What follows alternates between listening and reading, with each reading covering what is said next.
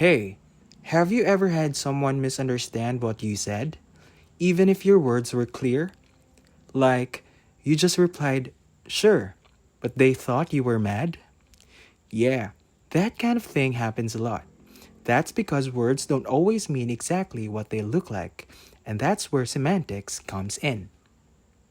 So today, let's talk about semantics. It's a branch of linguistics, which means it's a part of the study of language. And semantics focuses on one big question: what do words and sentences really mean? So, what exactly is semantics? Semantics is the study of meaning, not just the dictionary meaning, but how we really use and understand language. It helps us figure out things like, what does this word mean in this situation? Can a sentence mean two things at once? And why do people sometimes get confused even when we use simple words?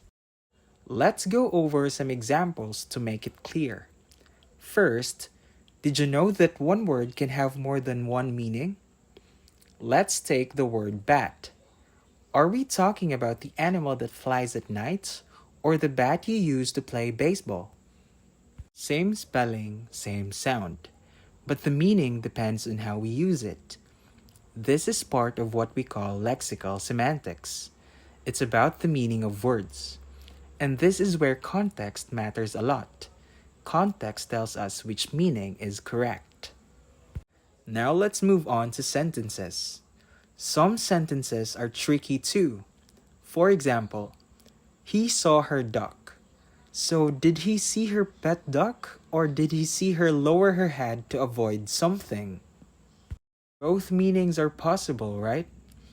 This is called compositional semantics. It looks at how words combine to create meaning in a sentence. So again, the words are the same, but the meaning changes depending on what's happening around them. Here's something else that semantics talks about: feelings and hidden meanings behind words. Let's say the word home. Its denotation is simple. It means the place where you live. But the connotation, that's deeper. Home might make you think of safety, warmth, family, or comfort. So semantics also studies how words carry emotional or cultural meaning, not just their definitions. Want more real-life examples?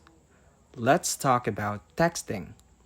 You send someone okay, but depending on how they read it, they might think that you're fine, you're annoyed, or you're being sarcastic. Even emojis can change the meaning of a word. So even simple messages have layers of meaning. And that's where semantics helps again. It helps us figure out what the speaker really means. Another example is when people use exaggeration or figures of speech. Ever heard someone say, I literally died laughing? Obviously, they didn't really die. They just mean they laughed a lot. That's called figurative language, and semantics helps us understand when people are not being literal. It's what helps us know they're joking, being dramatic, or just expressing emotion. And here's a mistake people often make. They think semantics is just grammar. But nope. Grammar is about rules and structure, like where words go in a sentence. Semantics is different. It's about meaning, what the speaker actually wants to say, and how the listener understands it. You can speak with perfect grammar and still confuse people if your meaning isn't clear. So let's sum it all up. Semantics is all about meaning, of words, of sentences, and how we use them in real life. It helps us understand people better, avoid misunderstandings, and know what words really mean in different situations. Semantics isn't just something for language experts. We all use it every day, whether we know it or not.